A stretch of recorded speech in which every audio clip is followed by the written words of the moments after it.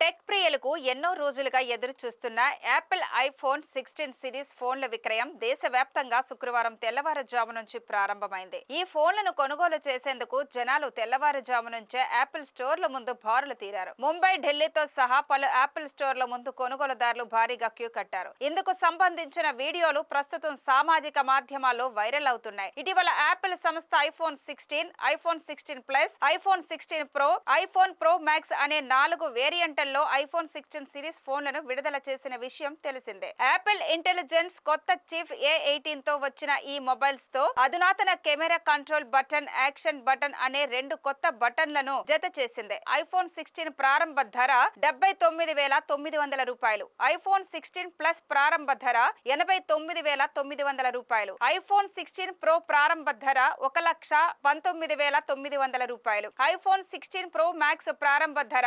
$1,44,900గా సంస్థ నిర్ణయించింది.